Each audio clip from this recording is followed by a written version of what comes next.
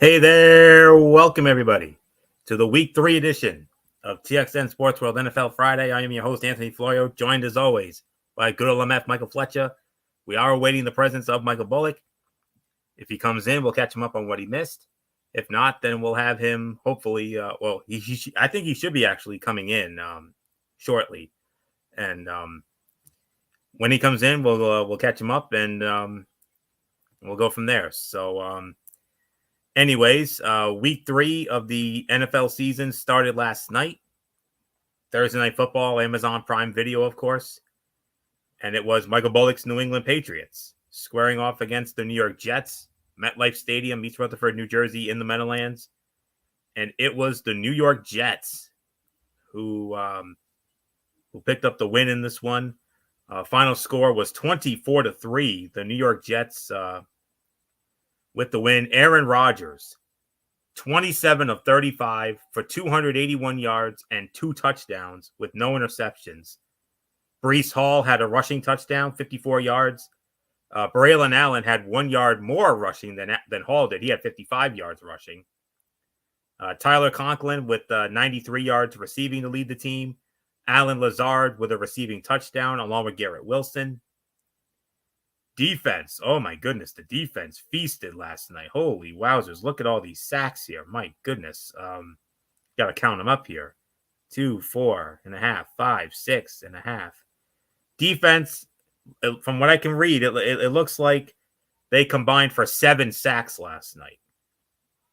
McDonald had 2. Clark had a sack. Kinlaw had a sack.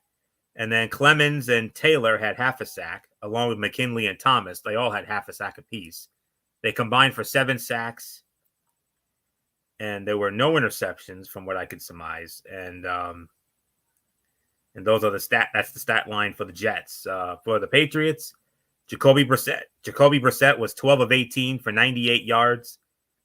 And Drake May got some playing time, 4 out of 8 for 22 yards. Antonio Gibson, the leading rusher, only 29 yards. Ramondre Stevenson had 23. Demario Douglas, 7 catches, 69 yards.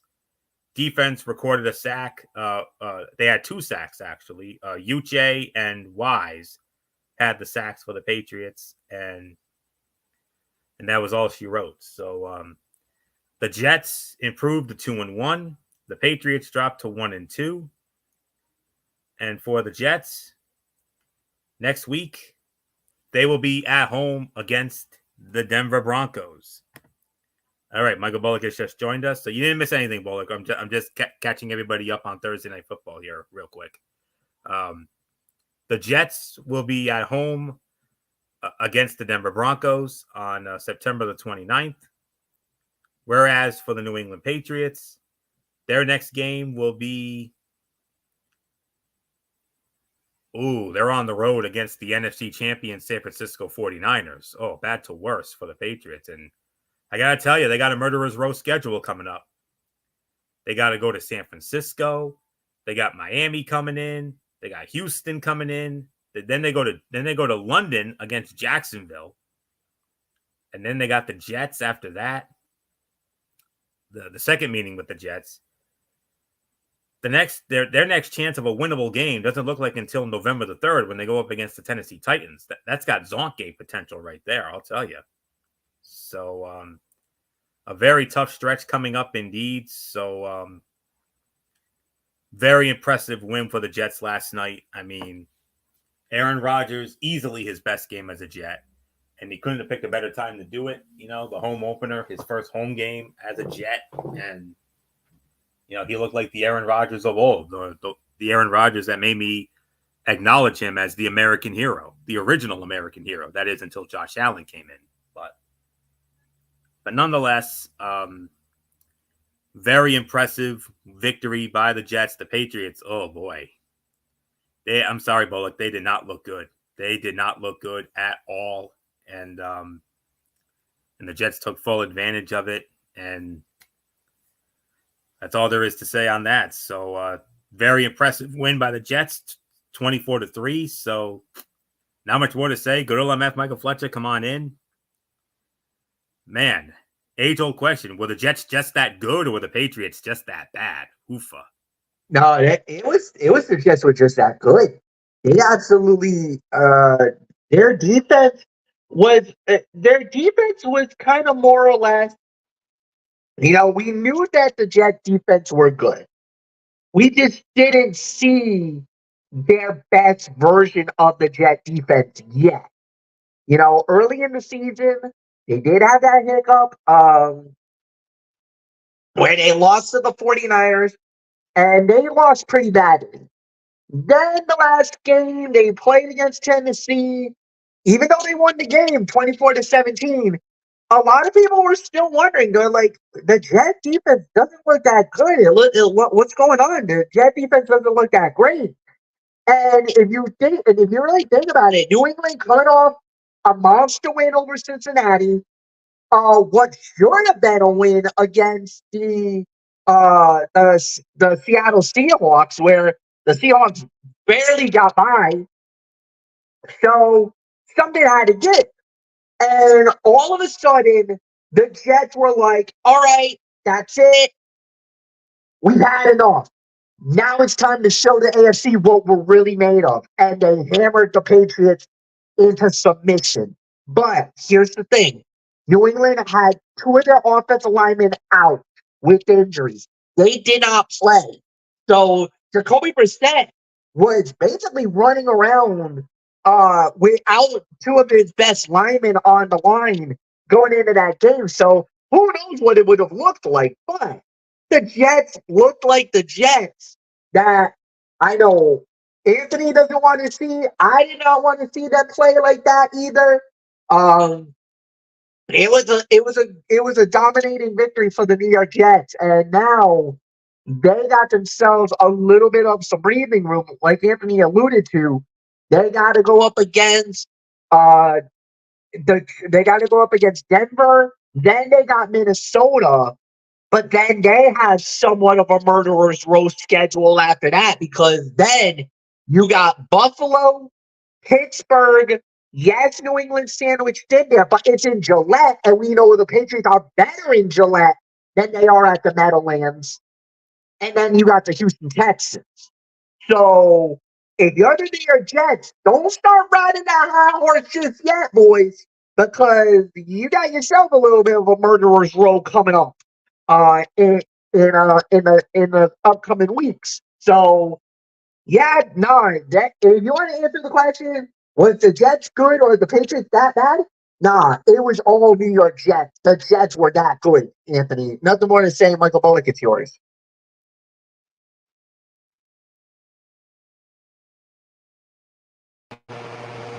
Yeah, like you said, I mean, I think this was more about the Jets just being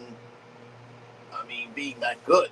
I mean, look, I mean, what the defense, I mean, like you said, they took advantage of that offensive line for the Patriots, which was atrocious. But like I said, I don't want to take anything away from from the Jets defense. They did what they had to do, and Jacoby Brissett, like you said, he was running for his life, and they just really that Patriots offense just couldn't get anything going, and like you said, Aaron Rodgers is looking like himself, and that's something the Jets fans they have been waiting for. And for the Jets, it's their first win against the Patriots at MetLife since 2015, when Ryan Fitzpatrick led the Jets to a win in overtime, and one of the strangest games of the season, where the Patriots they won the coin toss, and they elected to kick, and everybody was left scratching their heads like, what? And ultimately, it came back and bit them. So, and they hadn't had a signature win at home against them since then, until this past Thursday night. And this was a game the Patriots needed to win, because, like you said, Florio, that murderer's row schedule coming up, it could be a very, very tough road for them. So, but you never know. We'll see what happens. But nice win for the Jets, and for the Patriots, well, it's back to the drawing board. So nothing more to say. Florio, let's talk about the rest of week number 3. Yes, sir. And yes, indeed. And we're going to start it off with the first of 7 early games on Sunday. Last week we had 10. This week we only have 7 this time around. So we're going to start it off with the New York Giants squaring off against the Cleveland Browns from Cleveland Browns Stadium in Cleveland, Ohio, over on Fox. Kenny Albert, Jonathan Vilma, and Megan O'Leary, they will have the call. Cleveland opening up as a 6.5-point favorite. Series history favors the Browns 27-21 with 2 ties. One tie in 1955 in New York, 35 all, and the other was in 1961, a 7-all tie. Last meeting was 2020 in New York. Cleveland won 20-6. Last meeting in Cleveland was 2016. Giants won that one 27-13. And the Browns last beat the Giants at home in 2008. That was a 35-14 beat down there. So let's get it started here, guys. The Giants are trying to avoid starting 0-3 for the 5th time in the last 12 years. New York finished 7-9 in 2013, 3-13 in 2017, 6-10 in 2020, and 4-13 in 2021. It's important for this locker room to feel positive vibes before it's too late. Players are unhappy with the losing going on right now. And defensive lineman and captain Dexter Lawrence II said, and I quote, "Personally, I'm pissed because I hate losing with a passion. Don't we all? I know I do." The Browns offense showed signs of improvement in the Week 2 win over the Jaguars. So can the unit break out against a struggling Giants defense Sunday as well? New York has given up a league-worst plays, while the Browns have produced 9 explosive plays through 2 games, tied for 22nd in the league. Browns quarterback Deshaun Watson has gone 14 straight games without throwing for 300-plus passing yards, the longest streak of his career.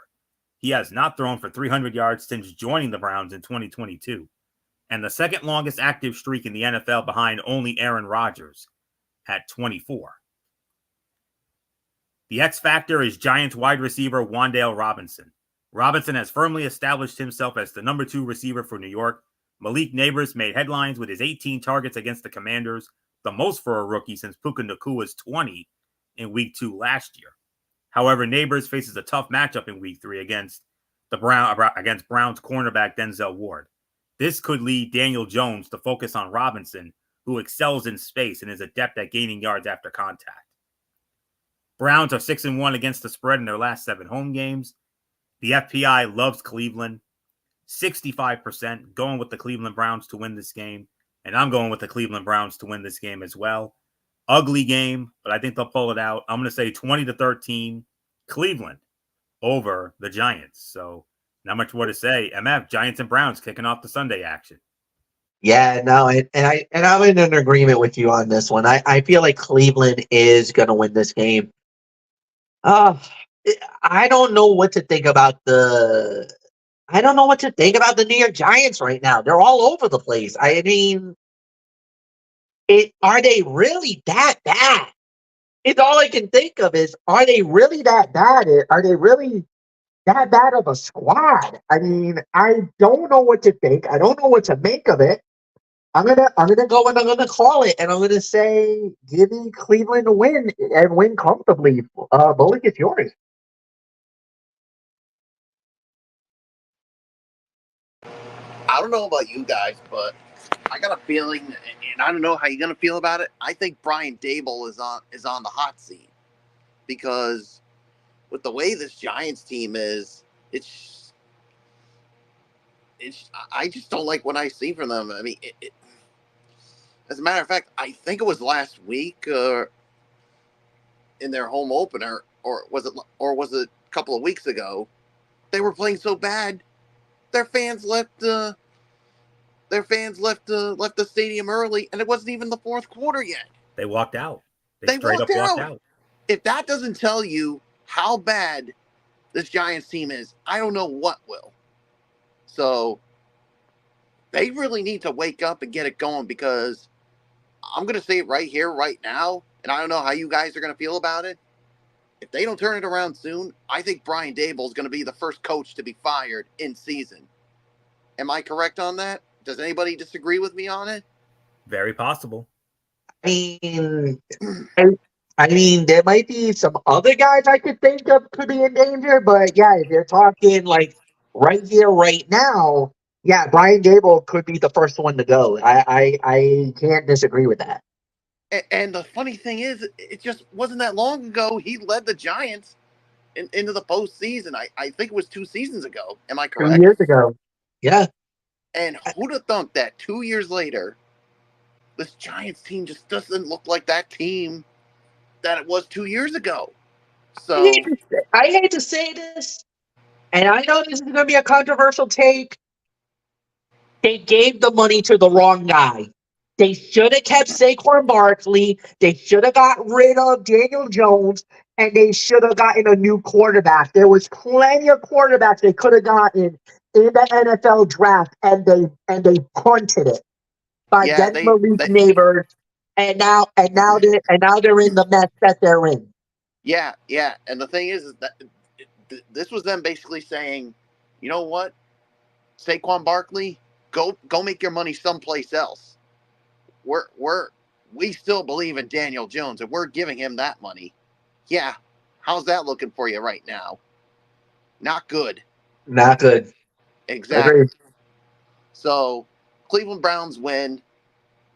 I don't think this isn't even going to be close whatsoever. So it's yours, Florio.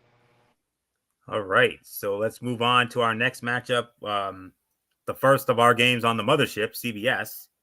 This game comes in as our number 7 game of the week. The Chicago Bears squaring off against the Indianapolis Colts from Lucas Oil Stadium in Indianapolis. Andrew Catalan, Tiki Barber, Jason McCourty, and AJ Ross on the call. Indianapolis is only favored by 1 point. It's a 1-point spread for Indy. Indianapolis leads the all-time series 24-19. Colts have won the last 2 meetings in a row. Their last meeting was 2020 in Chicago. Colts won 19-11. Last meeting in Indianapolis, 2016. Colts also won that one, 29-13. The Bears' last win in Indianapolis was 2008, 29-13. And I believe that was the first year of Lucas Oil Stadium. So there isn't much more to say. Of course, let's not forget these two teams also met in Super Bowl 41 back in 2007. So there isn't much more to say. MF, you started off. Chicago and Indianapolis, our number 7 game of the week. Yeah. This was one of those games where it kind of depends how this is going to look. Chicago had an opportunity to go 2-0. They lost. Indy, they looked good, but they just choked at the end. I think it's the best way to say. Where maybe they should have had a couple of moments where they probably would have gotten it, and it just went a little awry there towards the end. Anthony Richardson's looking fine, not major issue with him. Jonathan Taylor done all right, and Pierce has been one of a revelation for Indy with the running back, with the wide receiving crew. This is going to be one of those where it could go either way. It's going to go back and forth. I don't know how this is going to play out. I'm going to say Chicago, but I'm not 100% sure on this one. This one might end up being a disagreement. Just saying. So nothing more to say. Bullock, it's yours. Who did you have winning? Chicago. Yeah. This is tough for me to call. I mean, look, the Chicago Bears, they went up against a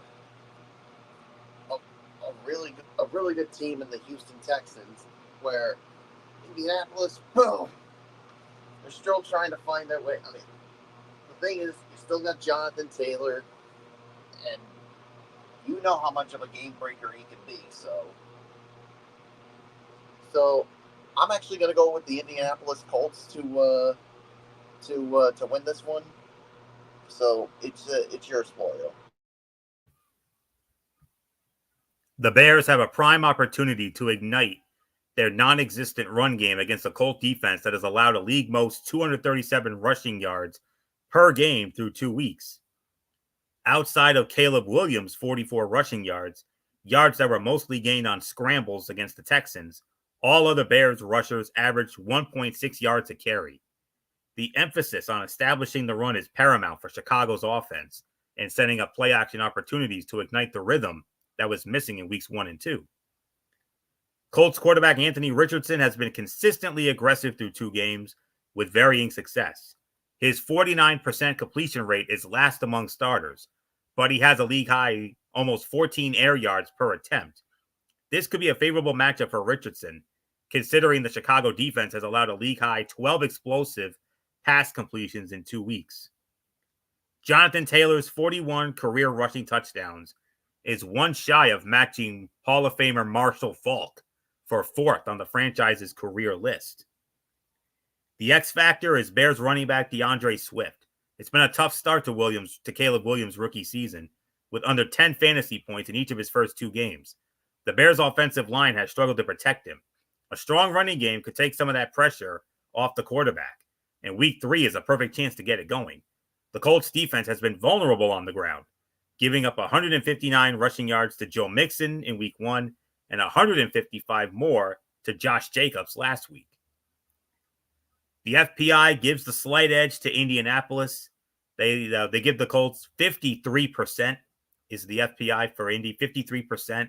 I know that's not much, but I don't know why, but my gut is telling me to go with Indianapolis in this one.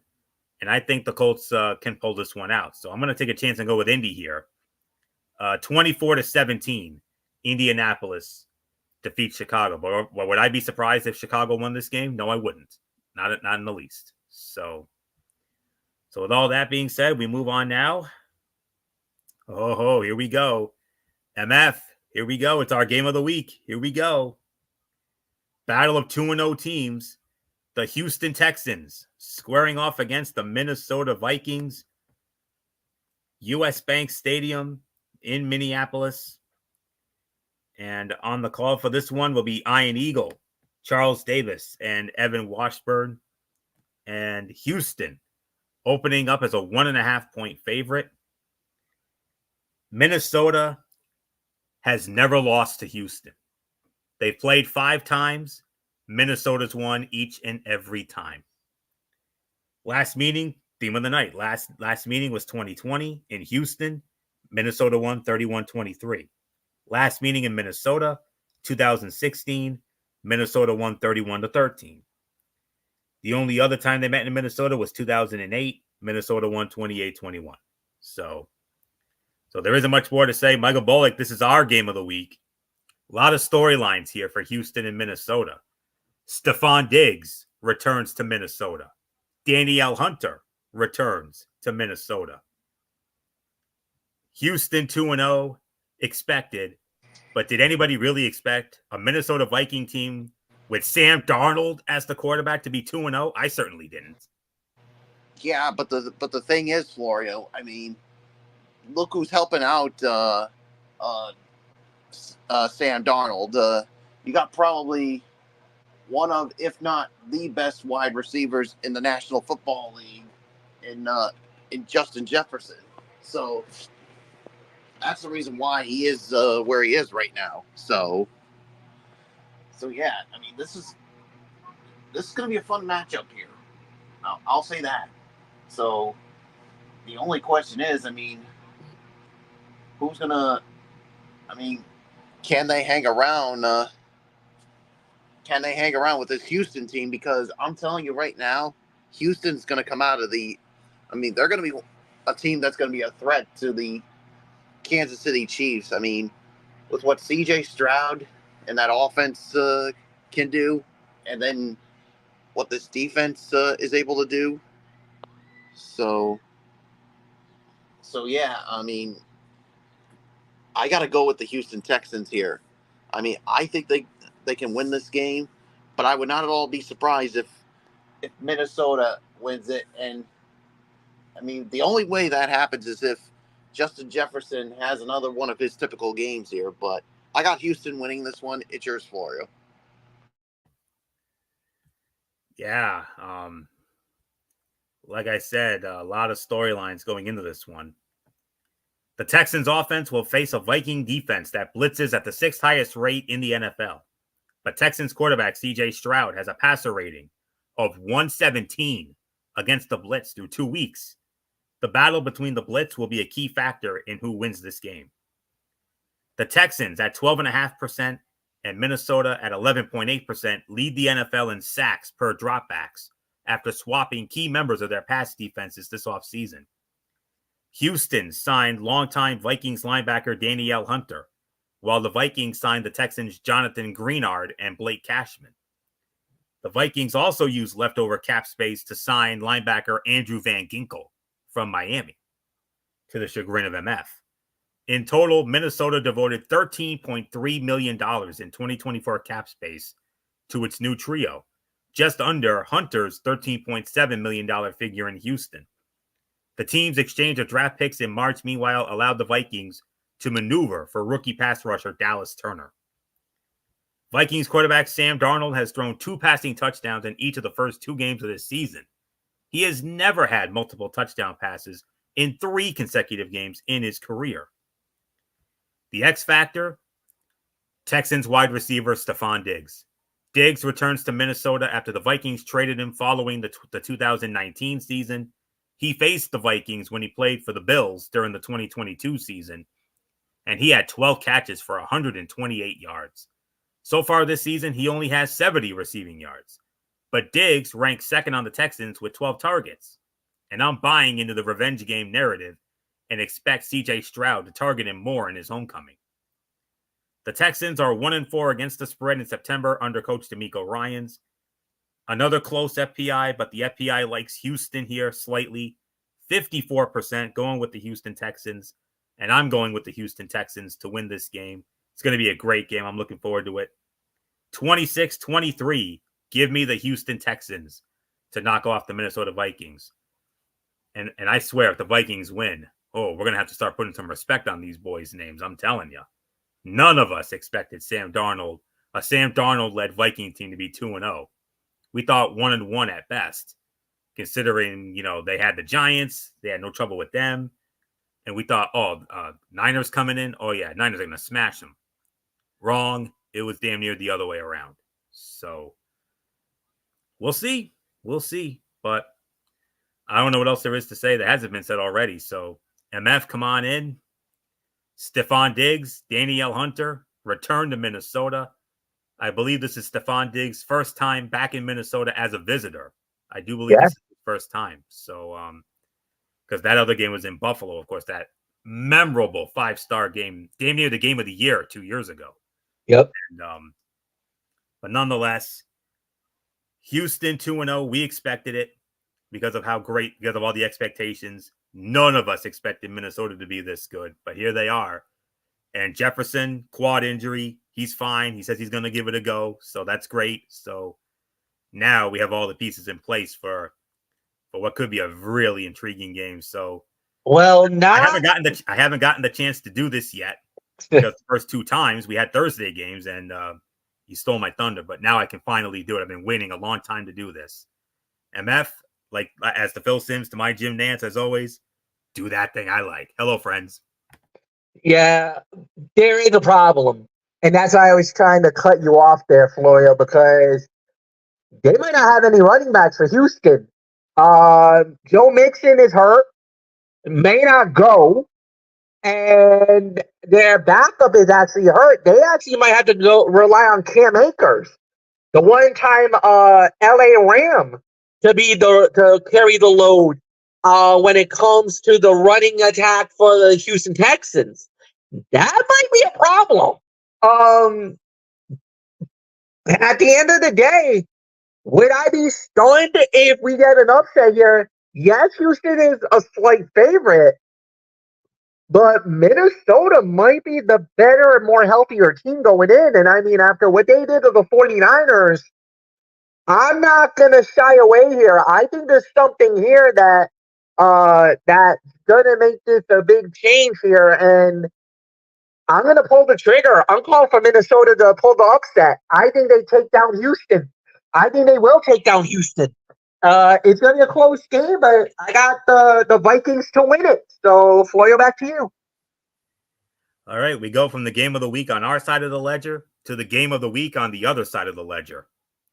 The Philadelphia Eagles and the New Orleans Saints in the Caesars Superdome in New Orleans. On Fox, Joe Davis, Greg Olson, and Pam Oliver, they will have the call. New Orleans opening up as a 3-point favorite in this one. And the series history favors the... Just got to pull it up here. Look, went a little far. Okay, I got it now. Philadelphia leads the all-time series 18-13. Their last meeting was 2022 in Philadelphia. New Orleans won that game 20-10. Eagles last beat the Saints in 2021. That was a 40-29 win, also in Philadelphia. First time they're meeting in New Orleans since January of 2019 when they met in a divisional playoff game that was won by the New Orleans Saints 20-14. Last regular season meeting was also that 2018 season when New Orleans smashed Philadelphia 48-7. Eagles have not won in the Superdome since 2007. That was a 38-23 final. So with that, we go back to the top for the NFC game of the week. The Eagles' defense is among the worst in the league through 2 games in a number of statistical categories. They rank last in yards allowed per rush at 6.4, 30th in pressure percentage, 24%, and 31st in yards per play allowed, 6.9. Now they take on a Saints team that has scored 91 points through 2 games, including 44 against a respectable Dallas Cowboy defense last week. If defensive coordinator Vic Fangio's group doesn't find a way to stabilize, things could get ugly. The Saints struggled with opposing mobile quarterbacks in 2023, allowing 5.4 yards a carry, which ranked last in the league. Eagles quarterback Jalen Hurts is tied for 24th among all rushers this year, rushing for 4.5 yards a carry. This will be the first big test of 2024 for New Orleans, seeing whether it can contain Hurts, who had more than 140 rushing yards in each game against the Saints when he played them in 2020 and 2021. Jalen Hurts is 1 rushing touchdown shy of tying Hall of Famer Steve Young for 3rd most by a quarterback in NFL history. The X factor is Eagles tight end Dallas Goedert. Wide receiver A.J. Brown's hamstring injury absence opens the door for more targets for Devontae Smith. But don't sleep on Goedert. He had only 4 targets and 6.8 fantasy points in week 2. But he has been playing a lot of snaps and ran as many routes as Smith. The Saints gave up 6 catches and 10 fantasy points to Cowboys tight end Luke Schoonmaker last week. Goedert could do better, especially in a matchup with one of the highest point totals on the slate. Saints have covered their 2 spreads by an average of 32.5 points a game, the highest average cover margin through 2 games in the Super Bowl era. It's a close spread, but this is one of the close spreads of the week. New Orleans is a very slight favorite. Only 51% is going with New Orleans. But if I'm going to be honest with you, I'm going with New Orleans. This Saints team is the real deal. And who knows, guys, we might have a dark horse team to watch for in the NFC. Here's a team that nobody will want to see come playoff time if they should make it, especially in that Superdome. Yee. But high scoring affair. I'm going to say 30-28. The New Orleans Saints defeat the Philadelphia Eagles, keep this magical season going. Another team that none of us expected to be this good. But my goodness, I mean, Carolina, that was one thing. But what they did going into Jerry World, kicking down the door and making themselves at home against the Cowboys, oh, man. I don't know what else there is to say except MF. We go from our game of the week to their game of the week, as far as I'm concerned. Philly in New Orleans, 2 dynamo offenses in the Superdome. Cinema. Yeah, no, this is going to be a good one, too. But I think we'll have to wait and see how it plays out. But, yeah, at the end of the day, I kind of feel like it could go either way. But This is going to be tight. This is going to be a good one. An absolute barn burner. I got to go with New Orleans, though. New Orleans is yeah, I think it's unbelievable. So nothing more to say. And yeah, Michael Bullock, I give it to you. Boy, like you said, this Saints team. I mean, they made a statement against the Cowboys. I mean, they made themselves at home in Arlington, and and made the Cowboys eat that slice of humble pie. And maybe it's time that we put some respect into the New Orleans Saints here. Maybe this is a team that nobody wants to see come playoff time. So I know it's crazy for us to say it only 2 games into the season, but you can't help but be impressed with the Saints team. So I'm actually going to go with the Saints as well. So nothing more to say. It's onward to the next game, Florio. And it's our number 2 game of the week. The number 2 game of the week on our side of the ledger on CBS. Another good one here. Another battle of 2-0 teams. The Los Angeles Chargers squaring off against the Pittsburgh Steelers. Acrisure Stadium, formerly Heinz Field in Pittsburgh. Hello, friends. Jim Nance, Tony Romo, Tracy Wolfson. They will have the call for this one. Pittsburgh opening up as a 2.5-point favorite. And the series history. The wrong button. All right. Series history favors Pittsburgh. Pittsburgh leads it 23-9. Last meeting was in 2021 in Los Angeles. Chargers won a wild one, 41-37. Steelers last beat the Chargers in 2019, also in LA, 24-17. Last meeting in Pittsburgh, 2018. Chargers won another wild one, 33-30. Steelers last beat the Chargers at home back in 2009. That was a 38-28 final. So there isn't much more to not much more to set up here. So I believe MF starts this one off. So MF, if it wasn't for that Houston Minnesota game being just a smidgen better, this game This very could have been easily our been game. our game here because Yeah. both of these teams playing good. Harbaugh's got the Chargers playing great, and Pittsburgh, no Russell Wilson, no problem. Justin Fields carrying the load. Yeah, Justin Fields carrying the load. Najee Harris is running the football. But the thing is, what's really carrying them? The defense.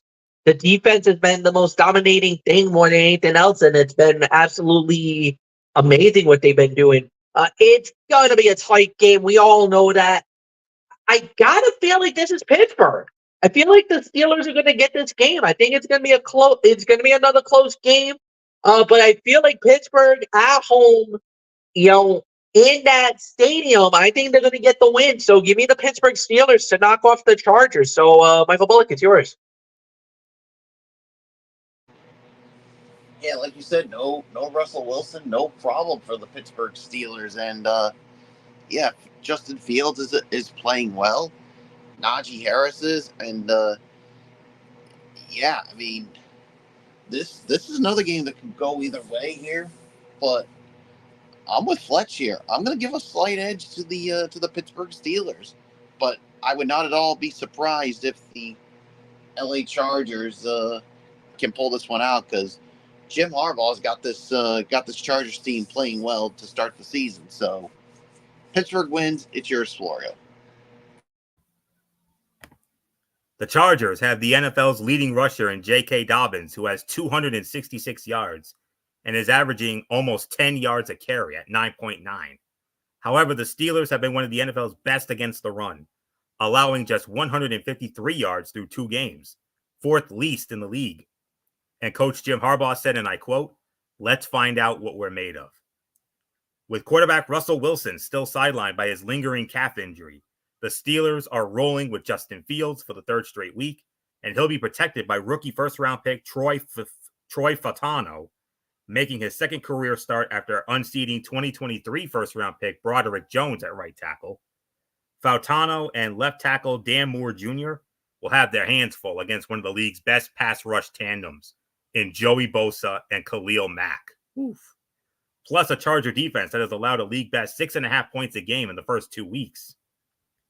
Chargers quarterback Justin Herbert has thrown under 200 passing yards in three consecutive games dating back to last season. This is the longest such streak of his career and the longest by a Chargers quarterback since Phillip Rivers in 2012 when he did it in 4 straight games. The X factor is Steelers wide receiver George Pickens. Pickens and Fields are starting to hit their stride, and I think we'll see it really come together on Sunday. Pickens scored only 5 fantasy points against Denver last week, but he had a 51-yard catch and a touchdown taken away by penalties. Despite that, he leads Pittsburgh in targets, receiving yards, and air yards. Pickens is primed for a breakout game against the Chargers, and fantasy managers might get the performance they've been waiting for. Steelers have covered 4 straight September games. They're 2-0 against the spread this season. Another close FPI. The FPI giving a slight edge to the Chargers, though. The FPI actually likes the Chargers here, but it's only 51%. That's not good enough for me. So I'm going with the Pittsburgh Steelers to win this game as well. I agree with MF. I agree with the guys here. 20-19. I'm going with Pittsburgh to steal one from the Chargers. Should be another great matchup. All right. I believe we only have 2 more early games to talk about, and they're both on Fox. First up, we got the Denver Broncos taking on the Tampa Bay Buccaneers, Raymond James Stadium in Tampa. A very unique announce crew. Listen to this crew, guys. Tim Brando, Matt Millen, and the sideline reporter Sarah Kustok. Tampa Bay opening up as a 6.5-point favorite, and rightfully so. And just looking up the numbers here. Series history favors Denver. Denver leads the all-time series 7-3. Last meeting was in Denver in 2020, and Tampa Bay won that game 28-10, snapping a 4-game losing streak to Denver. Last meeting in Tampa was 2016. Denver won that one 27-7. The Buccaneers have not beaten the Broncos at home since 1999. A 13-10 final here. So there isn't there's not much more to say here. I believe Michael Bullock starts this one off. So Bullock, no surprise. Denver, Tampa Bay. I mean, no trouble with Washington, but last week they really made a statement, getting their revenge against the Detroit Lions, stealing one in Ford Field. Here's another team we got to start putting respect on the name of. Yeah, like you said, I mean, they got their payback against the Lions last week from that tough divisional round loss earlier this year. So, in Denver, like you said, is just another pretty much a team. So, and like you said, they haven't beaten them at home since '99. I think that changes here. I got the Tampa Bay Buccaneers winning this one, and like you said, it's another team that we gotta put some respect into. So it's yours, Florio. Man, can you imagine when the Bucs and the Saints get together? Ooh, that's gonna be cinema. All right. The Broncos offense has to be more than ornamental to help the team avoid an 0-3 start, which will involve trying to find a happy medium for rookie quarterback Bo Nix. Nix ended last week with 88 dropbacks, 3rd highest in the league, and the Broncos have struggled to protect him at times within that high volume of passing play calls. Protecting Nix will be even more difficult Sunday, as right tackle Mike McGlinchey with a knee injury went on injured reserve, forcing Alex Palczewski to make his first start. The Buccaneers are without several key players in defensive tackles, Kalijah Cansey with a calf and Vita Vea with a knee, along with all-pro safety Antoine Winfield Jr. with a foot, and right tackle Luke Gadecki with a concussion. And with Lions defensive end Aiden Hutchinson collecting 4.5 sacks alone last week, Justin Schooley and the right side of the offensive line could be in for another long week. Bo Nix has a 35% completion percentage, 1.3 yards per attempt, 0-3 touchdown to interception ratio when pressured this season. The Bucs have blitzed the second most in the NFL this season. The X factor is Buccaneers quarterback Baker Mayfield. The Broncos are a middle-of-the-road defense when it comes to fantasy points allowed per game to quarterbacks. Geno Smith put up almost 18 points in week 2, but I expect Mayfield to surpass that. Mayfield has scored 19 or more fantasy points in each of his last 2 games and will be targeting wide receiver Chris Godwin. Godwin should have a strong game against Broncos slot cornerback Jaquan McMillan. These are the 2 key X factors to watch for in this matchup. Underdogs of at least 6 points are 8-0 against the spread this season. Underdogs of at least 7 points are 3-0 outright. FPI loves Tampa in this one. 69% going with Tampa Bay. I'm going with Tampa Bay as well. My final score, 27-14. Tampa Bay all over Denver. So there isn't much more to say except MF. How about them Bucks? Picking up right where they left off last year. And what a statement they made last week, stealing one in Detroit. Time to take this Buck team seriously. Yeah. All right. There's the two sides of the coin on this one. One, the Bucks are really good. You got to put respect on them. No doubt about it.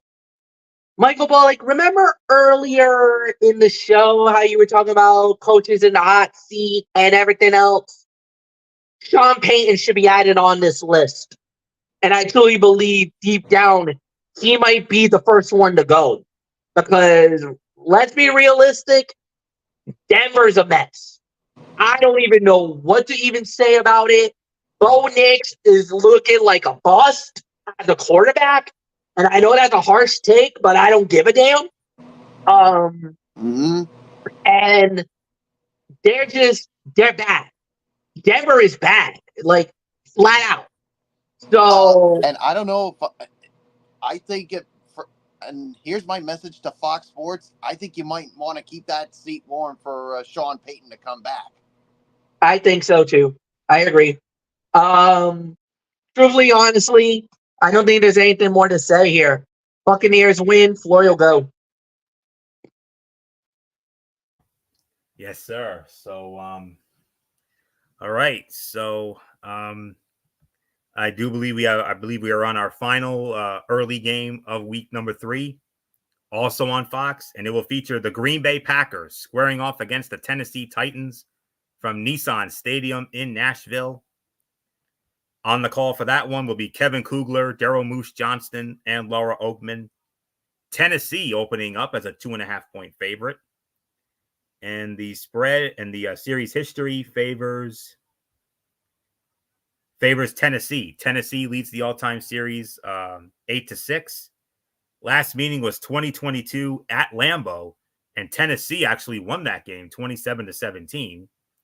Packers last beat the Titans in 2020, also at Lambeau on a cold and snowy night on a Sunday night. MF, you remember we had that one? Green Bay smashed Tennessee 40-14 in that one. Last meeting in Nashville was 2016, and Tennessee smashed Green Bay 47-25. Since the Tennessee Titans have been in existence, the Green Bay Packers have never won in Nashville. They're 0-3 in Nashville.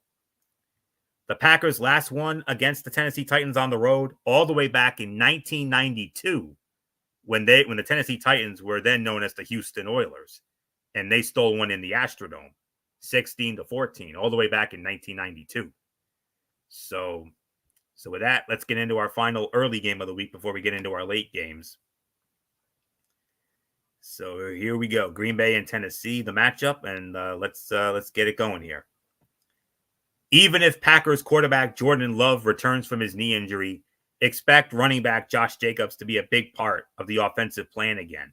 He topped 100 yards from scrimmage in each of the first 2 games, and with another, he would be the first Packer running back with 100-plus yards from scrimmage in the first 3 games of a season since Amon Green in 2004. The Packers believe they have a high volume back in Jacobs, and running backs coach Ben Sermon said, and I quote, "It's always a good luxury, especially if they can handle it. He's proven to be that type of guy." Turnovers continue to be a lost treasure for the Titans, even with new defensive coordinator Denard Wilson's emphasis on them. The Titans defense has not gotten a takeaway in the first 2 games. Tennessee's -4 turnover differential is dead last in the league, while the Packers are on top of the +4 differential. The Titans defense spent a lot of time on ball disruption drills in practice this week. The thing, and another quote here, Wilson said, and I quote, Denard Wilson, that is, he said, and I quote, the thing with takeaways, it's about your technique. It's about population to the ball and being violent at the point of a contact. If you want to be a good defense in the league, you got to take the ball away. Titans wide receiver DeAndre Hopkins has at least one catch in 164 straight games played, longest active streak in the NFL. The X factor is Titans running back Tony Pollard. Yes, hear me out, though. He's going up against the Packer defense that gave up 33 fantasy points to Saquon Barkley in week 1 and 15.5 to Jonathan Taylor last week. Pollard has had 19-plus touches in back-to-back games. Meanwhile, Titans quarterback Will Levis has made 2 game-clinching mistakes in consecutive weeks. Pollard has serious top 10 potential this week.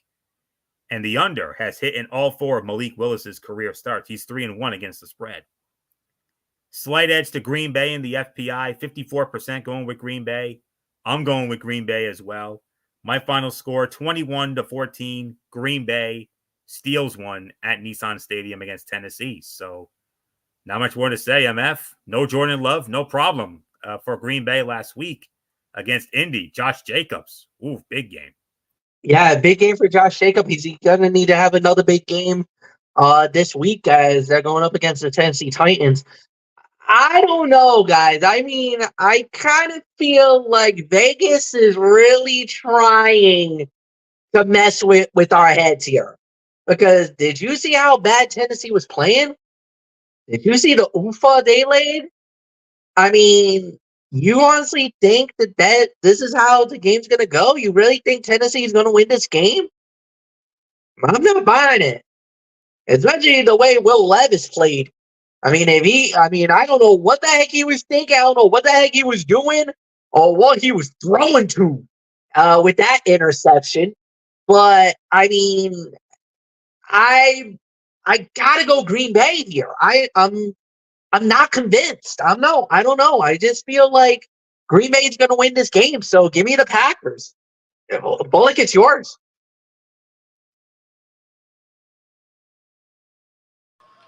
Yeah, like you said, the Raiders. I mean, they're trying to mess with us, but like you said, when it comes to the Green Bay Packers, no Jordan Love, no problem. And Jacobs, like you said, is going to need another big game to keep this thing going. And I'll tell you this: I mean, Green Bay is another team you got to keep an eye on throughout the season because remember they got to the divisional round last season and they took San Fran to the limit, and they could have pulled off the upset in the playoffs. But so yeah, we'll have to wait and see on this. But give me the Green Bay Packers to win this one. So it's yours, Florio. All right, guys, and we're going to move on now to the late games now. We got 5 of them this time around, 2 405s and 3 425s. We got 2 games at 405 on CBS, and unfortunately, we have to start it off with our Zonk game of the week. The Carolina Panthers squaring off against the Las Vegas Raiders at Allegiant Stadium in Las Vegas. On the call for that game will be Spiro Ditas, Adam Archuleta, and Aditi Kinkabuela. And the Raiders, Vegas, opening up as a 6-point favorite. Raiders lead the all-time series 4-3. Raiders have won the last 2 meetings in a row. Their last meeting was week 1 in 2020 in Carolina, where the Raiders won a wild one, 34-30. Last time the Raiders were the home team, they were the Oakland Raiders in 2016. Raiders won that one, 35-32. The Carolina Panthers have only beaten the Raiders on the road once. Carolina won at Oakland back in 2008 by a score of 17-6. So there isn't much more to say. MF, I'm sorry. I hate to do it to you, but our Zonk game of the week, Carolina and Las Vegas. You talk about Tennessee being a bad team. I think we have a team that's actually worse than Tennessee in the form of the Carolina Panthers. Bryce Young, it's so bad. Bryce Young, he's out, and Andy Dalton is in. So who knows if that's going to turn their fortunes around. So MF, what else is there to say? I mean, Zonk game of the week, Carolina and Las Vegas. You talk about Tennessee. Like I said, you talk about Tennessee being bad. Carolina's far worse. Oh, yeah. I mean, they benched their number 1 overall pick. They've given up on Bryce Young. Like, I don't think there's anything more to say. The minute you do that, now you hear all the speculations. Where's he going to go? Is he going to get traded? Have they really given up on him? I got to go with the Raiders. Raiders should win this one. Going away. Nothing more to say. Bullock, it's yours. Yeah, Carolina, I mean, they are very, very bad right now. I mean, when you bench your number 1 overall pick, that's not good. And I hate to say this, and I know it's going to sound harsh. I'm officially calling Bryce Young a bust. I don't care what anybody says. I mean, and I'm also calling out the GM of that team. I mean, you should have gone with CJ Stroud, because look at what CJ Stroud's doing with the Houston Texans. He's doing far better than what your number one overall pick has done. So, I mean, you want to talk about coaches being on the hot seat? How about the GM being on the hot seat? I think he's the one that should go too if things continue to get bad, and it will get bad for Carolina. So Vegas wins. It's yours, Florio. The Panthers have a lot more problems than the benching of quarterback Bryce Young in favor of veteran Andy Dalton. As miserable as Young and the offense were, with only 1 touchdown and 13 points in 2 games, the defense played poorly as well, giving up 73 points. That unit has been particularly bad against the run. Carolina has allowed out 199.5 rushing yards a game, 31st in the NFL. The good news for the Panthers is that the Raiders rank last in rushing with 49 yards a game. Rookie tight end Brock Bowers has already set himself up as quarterback Gardner Minshew's mid-range security blanket, and little should change against the Panthers. Carolina has surrendered a combined 10 catches for 103 yards and 2 touchdowns to opposing tight ends. Bowers has set a record for most catches, 15, and most receiving yards, 156, by a rookie tight end in his first 2 NFL games.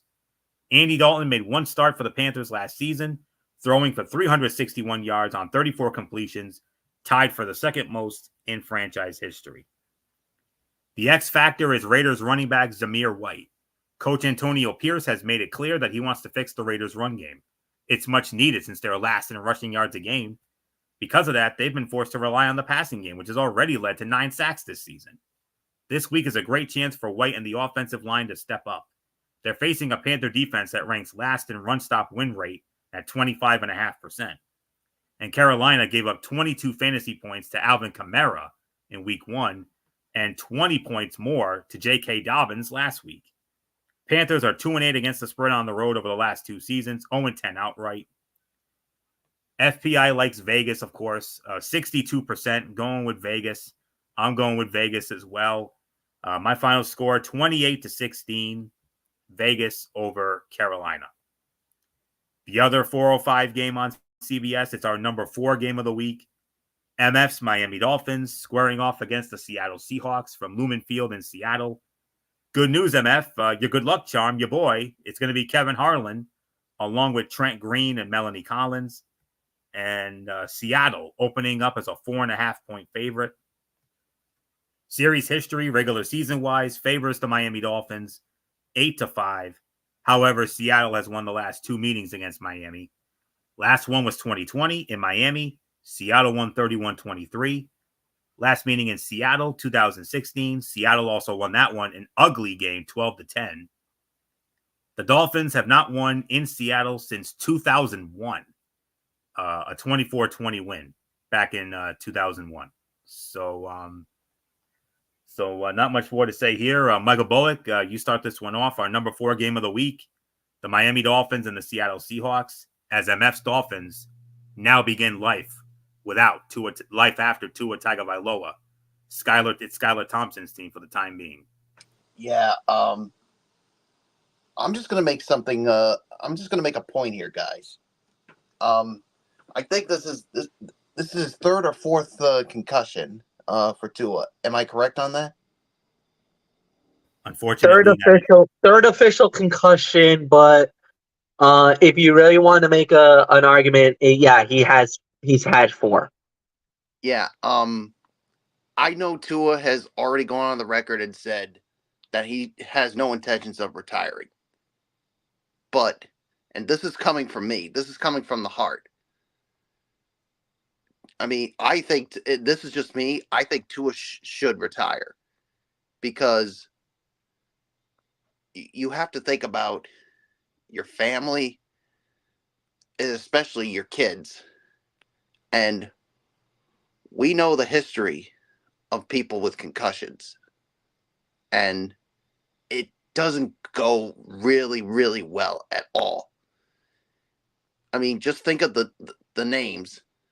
I mean, Junior Seau. I mean, look what happened with him after all the concussions he's had. And then if you want to take it a step further, look at what happened on the wrestling side with Chris Benoit. With all the head problems he's had from his wrestling career. I think he just needs, I mean, look, he needs to do what's best for himself. I mean, if the doctors feel like that, if the doctors feel like that he should be, I mean, he's going to be fine and he wants to go back out there, then you know what? I'll support the decision. But this is just me, guys. I just think he should retire and think about the rest of his life, and he should think about his family. And nobody knows about family more than Anthony Florio. I mean, he's the family man. And we all are, Bullock. We all are. Exactly. We all are. So, look, Tua, I just want what's best for you, but just make the best decision for you.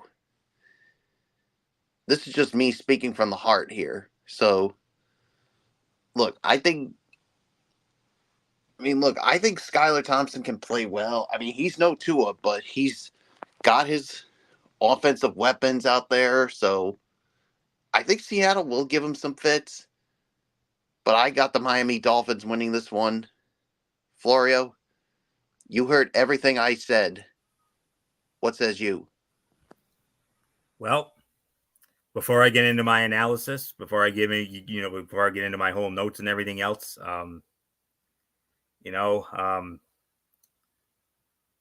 there honestly is that part of me that honestly, after last week, after Buffalo went in there and took care of the business against the Dolphins last week, I mean, there's that part of me that wants to bust loose, enjoy it, and with all due respect, rub it in NMF's face because it's a rivalry game. But after what happened to Tua, I don't have the heart to do that. I really don't. Am I happy about Buffalo winning? Of course. Who wouldn't be? But considering that it came at the expense of Tua Tagovailoa, I honestly, in good conscience, cannot enjoy that win as much as I want to.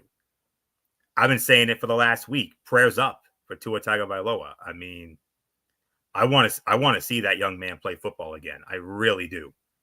He was officially placed on IR this week, and for the time being, this is going to be Skylar Thompson's team, and we'll wait and see what happens. I mean, in a sense, I do agree with Michael Bullock. I mean, he needs to do what's best for himself and for his family.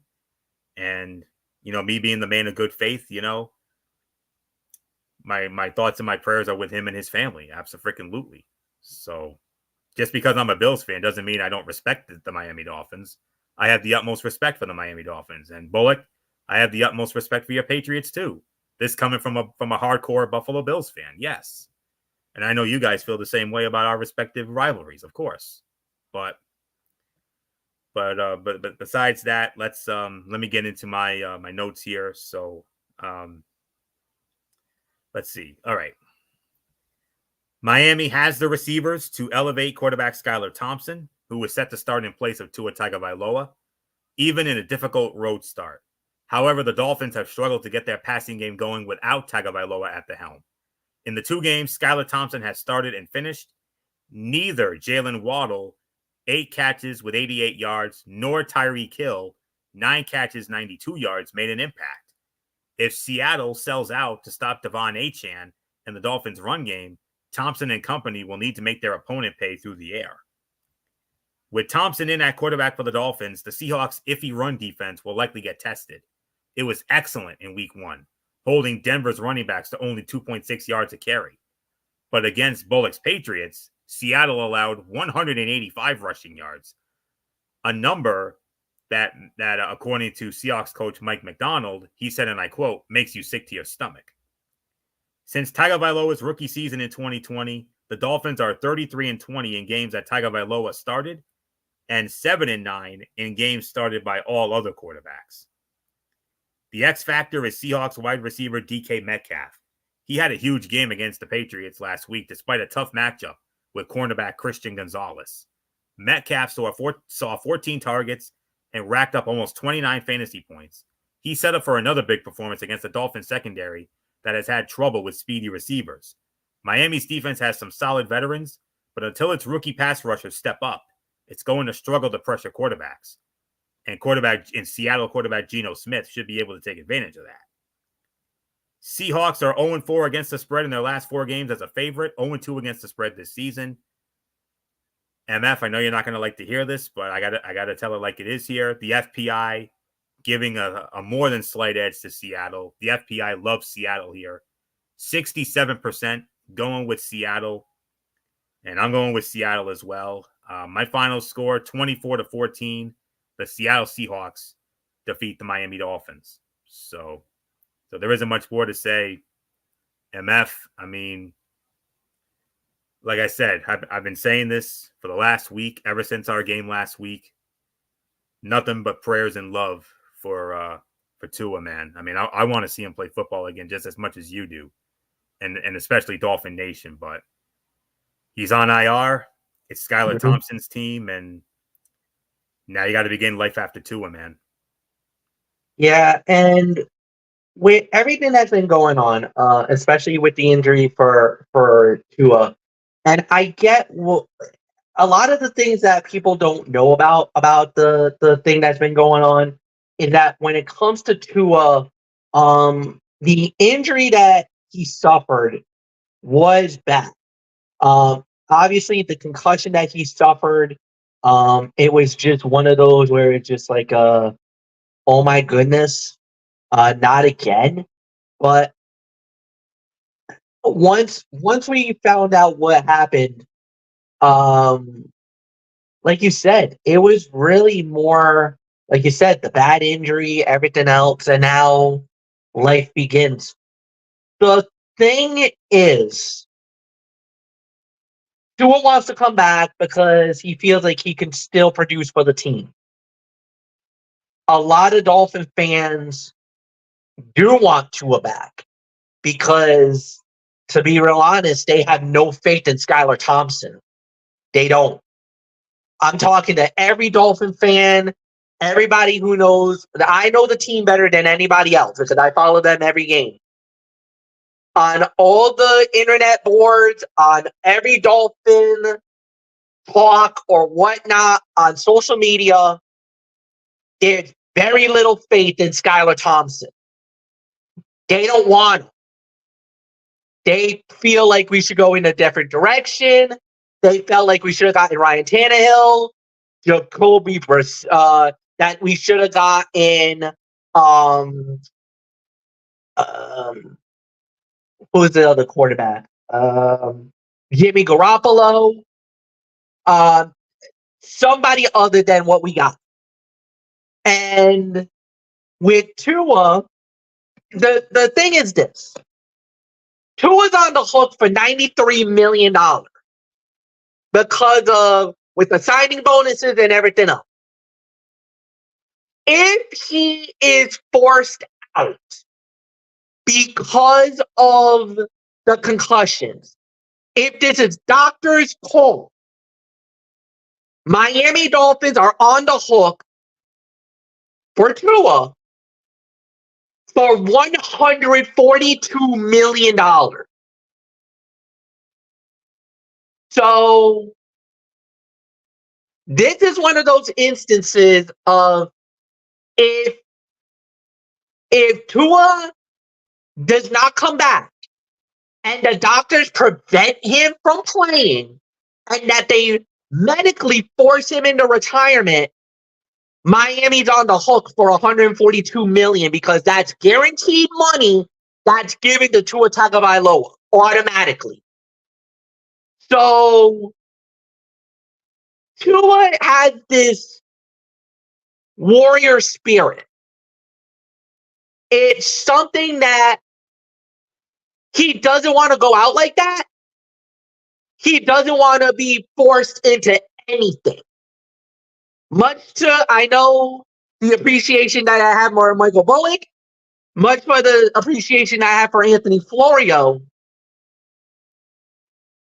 And even for me personally, I would like to see Tua retire, but I would not be shocked if we see him back on the field in about 5 weeks or 6 weeks, I should say. I honestly think we're going to see him again because of the fact that he's going to feel like, everything is everything. As a matter of fact, after the concussion that happened, he was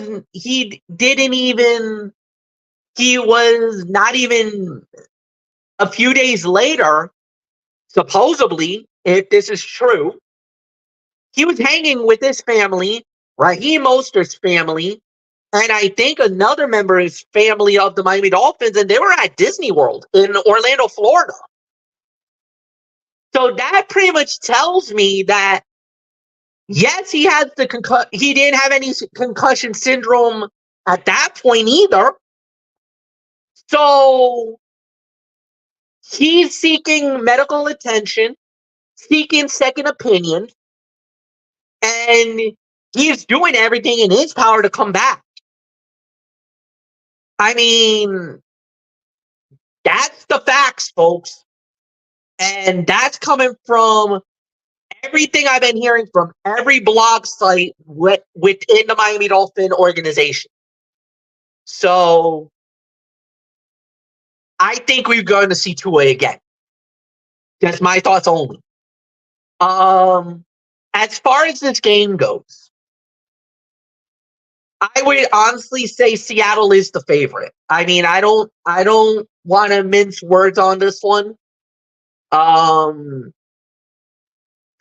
Skylar was good, but the thing is that as far as the Dolphin fan base goes, they got no faith in Skylar Thompson.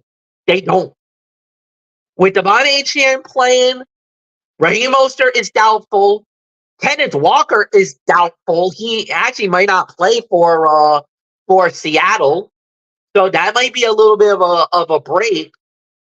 But with Geno Smith, we don't know what's that going to look like. I know DK Metcalf was on the injury report, but now they're saying he might play. So I would say Seattle's probably the favorite going in. Would I like to see Miami win this? Absolutely. But I gotta be the professional here, and I think Seattle's gonna win it. So nothing more to say. Florio, it's yours. All right, and we move on now to the first of our 425 games over on Fox. A sleeper matchup here. The Detroit Lions squaring off against the Arizona Cardinals from University of Phoenix Stadium or State Farm Stadium in Glendale, Arizona. Chris Myers, Mark Schlereth, and Jen Hale on the call for Fox. Detroit opening up as a 3-point favorite. And Detroit leads the all-time series 35-28 with 6 ties. Their last meeting was 2021 in Detroit. Lions won that one 30-12. Last meeting in Arizona, 2020. Detroit also won 26-23. The Cardinals have not beaten the Lions since 2015 when they smashed them in Detroit 42-17. The last time the Cardinals beat the Lions at home was back in 2014, a 14-6 final. So with that, let's get into the first of our 425 games this week with Detroit and Arizona. Just got to find it here. All right. Whoop. Okay. Pro Bowl tight end Sam Laporta has gotten off to a slow start in year 2 after hurting his hamstring during training camp, but Lions quarterback Jared Goff said he is planning to get Laporta more involved. Goff said, and I quote, "His touches will come. I know he knows that, and it's just a matter of time." Laporta has just 6 catches for 58 yards through the first 2 games. The Cardinals are ranked second in the league in scoring.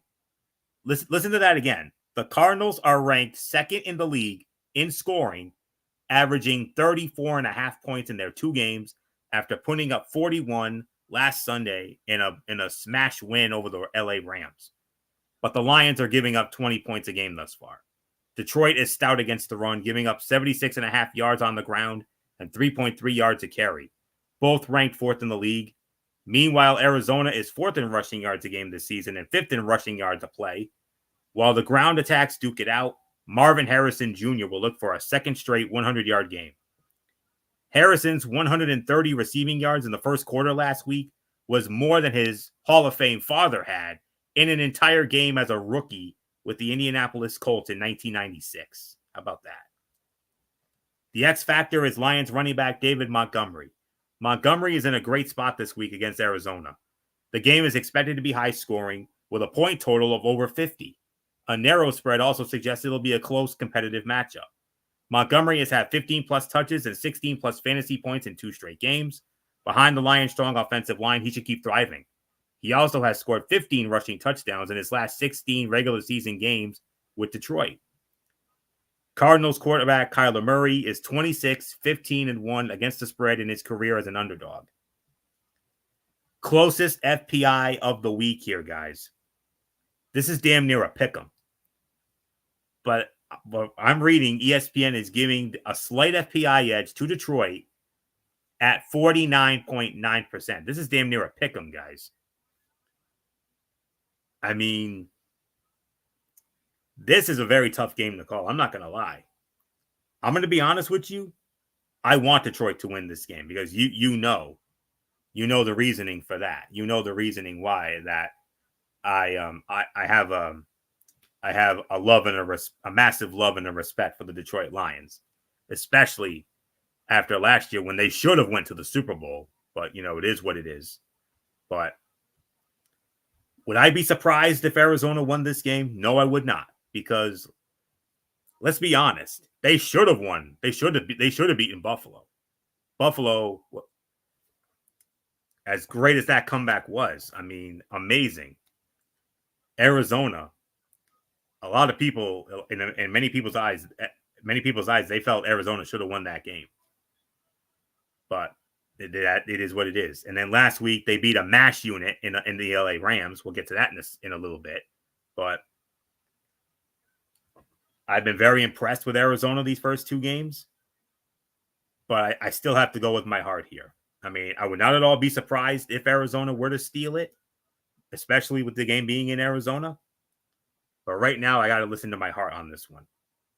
I still have. I know some people might be starting to lose faith in Detroit a little bit, especially after, letting the Tampa Bay game get away from them last week. But remember, week 2 of last year, they let a game get away last year. That was Seattle. They let that game get away from them. And look how far they went. They almost went to the Super Bowl. Honestly, they should have went to the Super Bowl. But, I digress. But I still believe in the Detroit Lions, and I still think that they can find a way to win this one. It's going to be a wild and crazy high-scoring game. I'm going to say 34-30.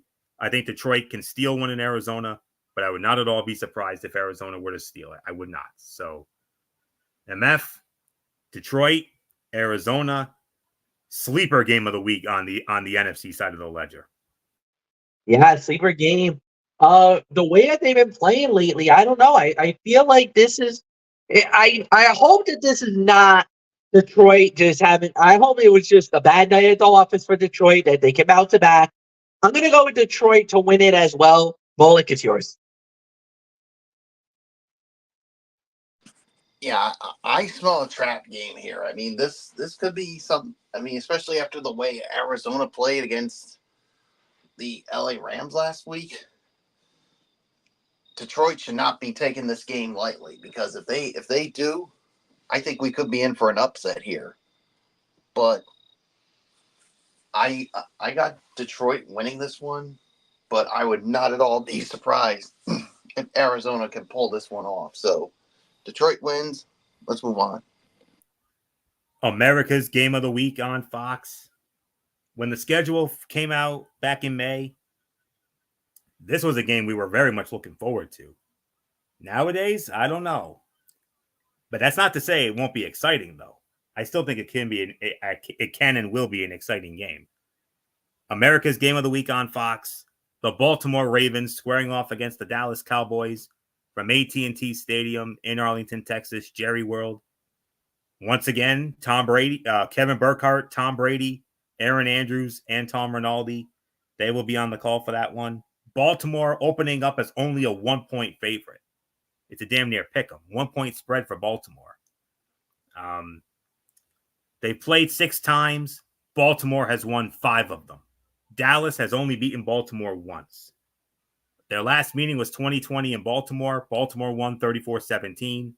Last meeting in Dallas was 2016.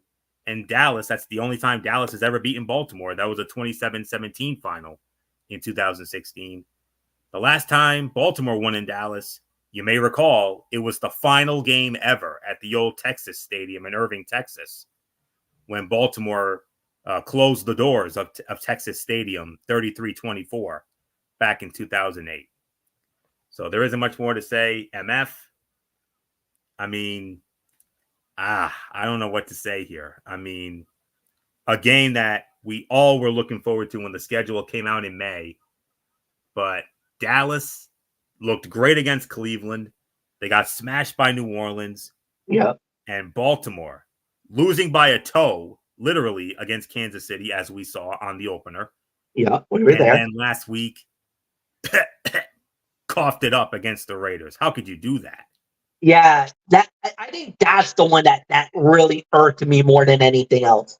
Um, Look, I don't know what's going on with the Ravens. I feel like they're just not playing the way that we know that they play. Um, I just don't know. I feel like they hopefully they turn it around and get the job done. But with Dallas, I feel like Dallas was just humbled, humiliated, and I gotta feel like they're gonna take it out on somebody. So I hate to say this, but I'm gonna go with the Dallas Cowboys to win this game. Baltimore has not shown me anything to make me believe. Look, they had the Kansas City on the ropes, should have won that game, lost, and then that second game, no, man. I really got nothing more to say. So, Bullock, it's yours. I got Dallas winning. Yeah, this is tough to call. I mean, look, I really want to see Baltimore finally get that first win, but as you said, I mean, they lost a tough one against Kansas City in the opener. The other game, I mean, like you said, they coughed it up last week. So, and Dallas, I mean, looked good against Cleveland, but man, got humbled by the New Orleans Saints. So, yeah, this is tough, but I gotta go with the Dallas Cowboys because, like you said, right now I just don't see anything that makes me believe that Baltimore is gonna come through. So I got Dallas winning. So it's yours, Florio. Baltimore wants more efficiency out of its offense, which ranks first in total yards a game at 417.5, but just 14th in points at 21.5. The Ravens have a chance to get on track against the Cowboys, who have allowed 92 points in their last 2 home games, the most over a 2-game span at home since 1960. Coming off a game in which the Cowboys allowed 190 rushing yards to New Orleans, it might not be a good week for Dallas's run defense to see Derrick Henry and Lamar Jackson. Last week against the Raiders, Henry had 79 of his 84 yards rushing in the second half, and Jackson had a 25-yard run in the fourth quarter. However, since 2021, the Cowboys are 12-2 after a loss. Dallas has not lost 2 straight home games in the same season since 2020, Coach Mike McCarthy's first year. Cowboys are 1-5 all-time against the Ravens, their worst record against any opponent in franchise history. The X factor is CeeDee Lamb. He is in a good spot this week. Prescott and Lamb will likely target the Ravens secondary, which has struggled this season, giving up the most receiving yards in the league at 576. Lamb has accumulated 7 or more targets and scored 13 or more fantasy points in back-to-back games. He could easily top those numbers against the Ravens. Cowboys are 7-1 against the spread as home underdogs since 2018, 4-1 against the spread under Mike McCarthy. But the FPI disagrees with you guys. The FPI likes Baltimore in this one. 54% going with the Baltimore Ravens in this one. And if I'm going to be honest with you, I don't have faith in Dallas. I don't, especially after that putrid performance against New Orleans last week. But then again, I don't really have faith in either of these teams, honestly. But since I'm forced to pick one, I'm going to actually give a slight edge to Baltimore here. I'm going to go with the Baltimore Ravens to win this one. 30-28. Baltimore steals one in Dallas. So, but would I be surprised if Dallas won? No, I wouldn't. But, we'll see. Final 425 game. And it features the battle of the MASH units. I'm gonna call this the MASH unit bowl because both of these teams are hampered by injuries. Oh boy.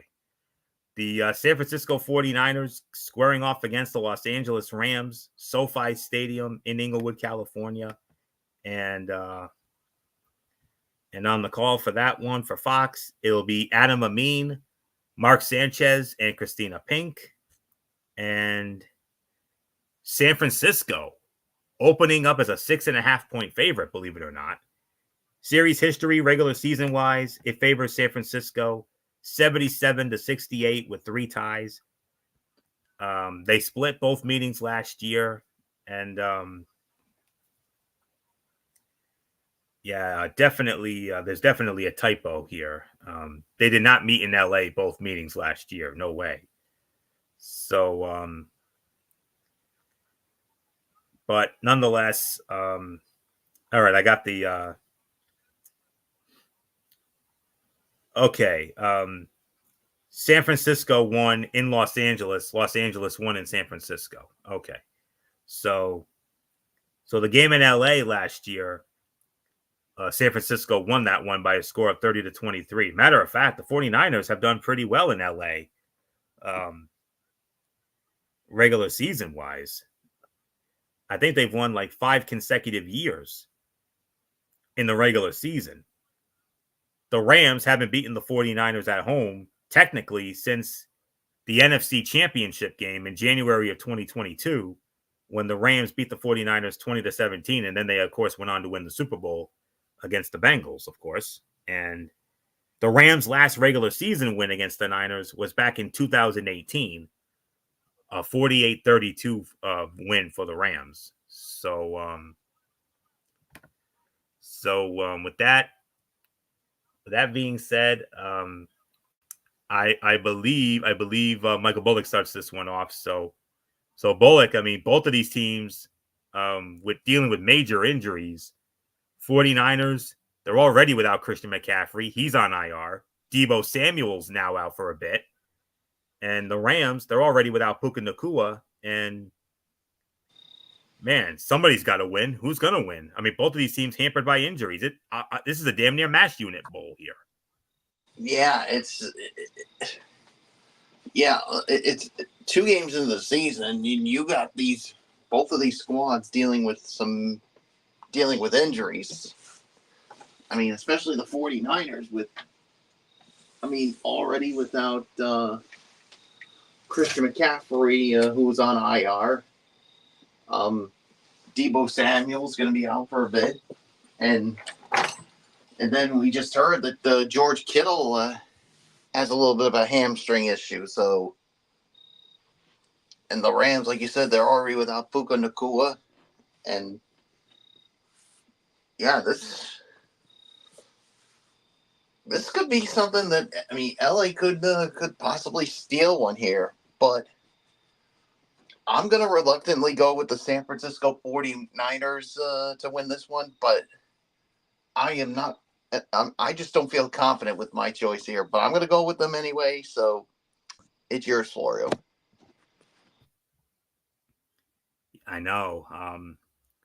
As I just said, both teams are dealing with significant injuries, with the Rams missing their two best receivers, Cooper Kupp and Puka Nacua, and the Niners without their two most versatile offensive threats in Christian McCaffrey and Deebo Samuel. That puts the onus on the quarterbacks to pick up the slack with the Rams' Matthew Stafford trying to overcome his history against the Niners. He's 1-8 in 9 career starts against San Francisco. And the Niners' Brock Purdy attempting to keep history on his side, including the playoffs. He's 8-0 against his divisional opponents in the NFC West. Niners coach Kyle Shanahan is 10-4 against coach Sean McVay and the Rams during the regular season. If San Francisco wins Sunday, Kyle Shanahan will get his 11th win against Sean McVay, which is the most by any coach against another coach since the two took over in 2017, according to ESPN research. The Rams won their most recent matchup in Week 18 of last season, but it was a game in which both teams were resting key starters to prepare for the playoffs. Since ESPN introduced Total QBR in 2006, there have been 145 quarterbacks to start at least 5 divisional games. Brock Purdy has the second highest QBR of any of those quarterbacks, trailing only Hall of Famer Peyton Manning. Wow. The X factor is 49ers wide receiver Brandon Ayuk. He has had a slow start this season, partly due to holding out during training camp in the preseason. However, he's up against a Ram defense that has surrendered the most yards to wide receivers in weeks 1 and 2. Detroit's Jamison Williams at 24.4 points and Arizona's Marvin Harrison Jr. at 29 points delivered epic fantasy performances against the Rams. With Deebo sidelined, Brandon Ayuk should see plenty of targets. FPI, despite all this, the FPI still likes San Francisco in this one, 64%. Going with the 49ers, and I'm going with the 49ers as well. I'm going to say 30-17. Give me the 49ers to beat the Rams. So, MF, man, all those big names injured. Oh, boy. Yeah.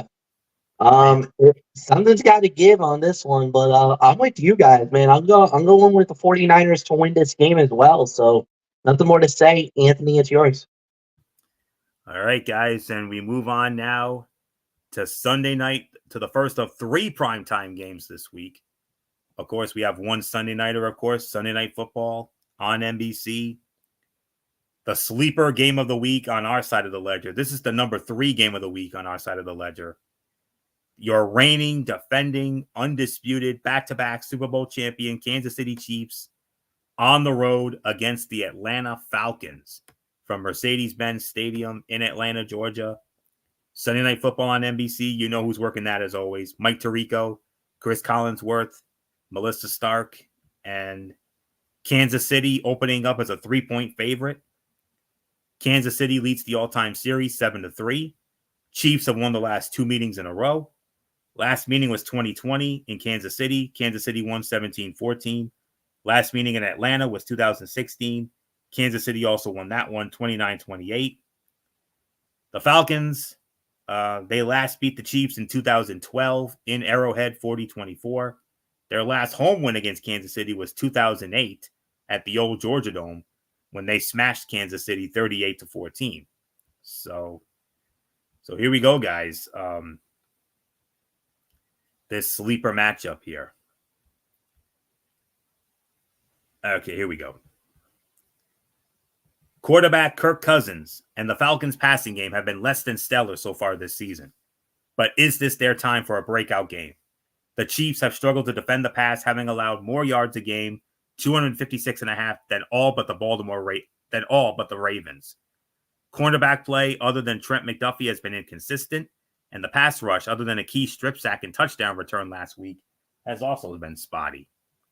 The Falcons secondary has given up the 7th fewest passing yards at 339 in the league, playing zone coverage 76% of the time under new defensive coordinator Jimmy Lake.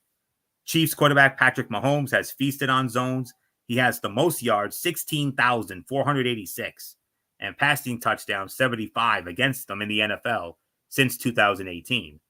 The Falcons haven't been able to effectively get pressure on quarterbacks either, so it could be a challenging day for their defense. Patrick Mahomes can set a record for the most wins in his first 100 starts on Sunday night. Mahomes can set a record for the most wins in his first 100 starts Sunday night. He's making his 99th career start, and his 76 wins is tied with the tallies of Tom Brady and Hall of Famer Roger Staubach for the most by a quarterback since 1950. The X factor is Chiefs running back Carson Steele. Fantasy managers are curious about the Chiefs running back rotation with Isaiah Pacheco sidelined with a fibula. Kansas City has signed old friend Kareem Hunt to the practice squad, while Steele and Samaje Perine will handle backfield duties Sunday night. Pacheco has had 17 or more touches in each game this season. Steele had a standout preseason with 11 carries for 87 yards. Expect him to handle early downs and short yardage situations against the Falcons. Falcons are 2-8 against the spread in their last 10 primetime games. FPI likes Kansas City, of course, but only 58% going with Kansas City. But I'm still going with Kansas City, though. But boy, howdy, though. I think Atlanta's going to give them more of a game than people think. Close game, but I think Kansas City will steal it. I'm going to say 30-24. Kansas City steals one at Mercedes-Benz Stadium on Sunday night. So not much more to say. MF, Kansas City, Atlanta. Kansas City 2-0 expected. Atlanta, tough loss against Pittsburgh in week 1. But last Monday night, man, they went into Philadelphia and they stole one from the Eagles on a last-second touchdown. So, Philly's one thing. Now, the Falcons, they got the back-to-back Super Bowl champs coming into their house on a prime time Sunday night affair on NBC. Our number 3 game of the week, sleeper game of the week. Not much more to say. MF, man, Kansas City and Atlanta. Kansas City, yes, 2-0. That is expected, of course. But Atlanta, oh man. What else is there to say? They went into Philly. They stole one in Philly. Beating Philly is one thing. God forbid if the Falcons do the unthinkable and beat the champs in their house. Wow. Yeah, if they do it, it's gonna have a lot of people talking. A lot of people will start talking. They'll be wondering what's going. That is Atlanta for real. This is a tough game though, because you're talking about the defending world champions, Kansas City Chiefs, and they haven't really played their best game yet. We're still waiting for Mahomes to beat Patrick Mahomes. Travis Kelce's been very pedestrian, having very little to no offense in this. Worthy's been amazing. The running game's been fine. But now Isaiah Pacheco is out. Who do you lean on their running attack? And when you got the Atlanta Falcons, look, Kirk Cousins, he won that game. London had a big game. Bijan Robinson was all right.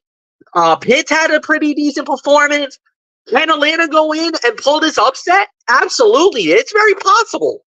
But I do believe Kansas City will get the job done. I think they'll win this game. Nothing more to say. Michael Bullock, it's yours.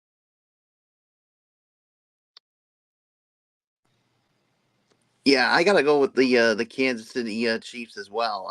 This is. But if Atlanta pulls this off, this could be. Maybe it's time we put some respect into the Atlanta Falcons. So, but I still think Kansas City will get it done. So Florio, let's get into the first of our 2 Monday Night Football games. And this first one, you better believe I am going to have way more of a vested interest in this first one. Wink, wink. So, number 6 game of the week on our side of the ledger. The first half of a Monday Night Football doubleheader. And this game will be kicking off at a special time of 7:30. A 7:30 kickoff on ESPN. and it will feature the Jacksonville Jaguars squaring off against my Buffalo Bills, Highmark Stadium in Orchard Park, New York. And on the call for this one, Chris Fowler, Dan Orlovsky, Lewis Reddick, and Laura Rutledge. And Buffalo opening up as a 5.5-point favorite. Buffalo leads the all-time regular season series 9-8. However, Jacksonville has won the last 2 meetings against Buffalo, including a 25-20 win in London last year. And then in 2021 in Jacksonville also upset Buffalo 9-6. Last meeting in Buffalo was 2018. Buffalo won that game by a score of 24-21. The good news is for the Bills, they are on a 3-game home winning streak against Jacksonville. The last time Jacksonville literally won in Buffalo, got to go back to 2010 when Jacksonville beat Buffalo by a score of 36-26. So with all that being said, I believe it's MF who starts off on this one. So yes, it is. Okay, MF, number 6 game of the week on our side of the ledger, Jacksonville. Oh boy, I mean 0-2. I mean they're 0-2. I mean they had a tough loss to Cleveland last week. They should have beaten your Dolphins, but they gagged it away as well.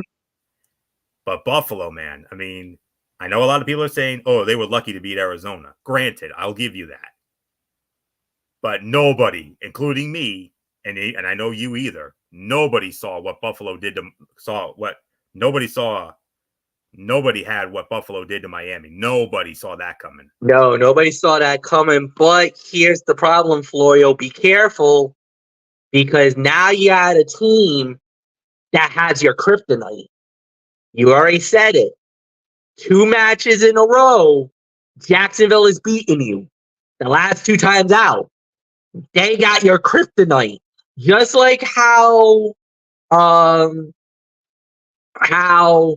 certain teams own certain teams, you could say, yeah, Miami's kryptonite is Buffalo. If you really think about it, Jacksonville has your blueprint. They know how to beat you. They know how to get it done. They know how to upset you guys. And who knows? Are you guys feeling yourselves a little too much? Are you thinking a little too hard about, now the AFC is now for our taking because of what we did to Miami? This would be a good trap. And you know Jacksonville would not mind to spring that trap on you boys, put you back down to earth. Literally put you boys back down to earth, bring you down. They did it. They did it a couple of years ago. That was the game in London. And you guys were feeling yourselves. You're thinking, this is it. We got nothing to worry about. I think that was right around the time you knocked off Kansas City, and guys were feeling yourselves. No, it was Miami. It was Miami. Yeah, they beat. Remember, they beat the week before the London game last year. They smashed Miami in Buffalo. You remember that? Okay. And then Jacksonville brought us down to earth. I am fully aware. Jacksonville brought us down to earth. Fully aware. Could history repeat itself? Could history repeat itself? That's the key question. I don't think it will, but I would just laugh if it does. Oh, I would absolutely laugh my head off seeing Jacksonville do it to Buffalo again. Oh, dude, if it happens, get ready, folks. Next week's going to be a wild show. That's all I'm saying. But I do believe Buffalo will win this game.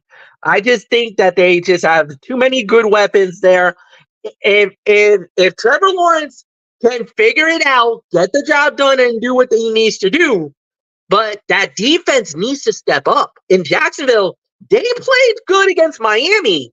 They just let them off the hook because they started playing more conservative, and that's why they lost that game. If they would have played a full 60 minutes, no way Miami wins that game. So Jacksonville just needs to wake up. Buffalo had that one lousy game against Arizona. They dominated Miami, The question is, are they feeling themselves right now? Or will the Buffalo Bills put themselves like, okay, let's not get ahead of ourselves. We got a job to do.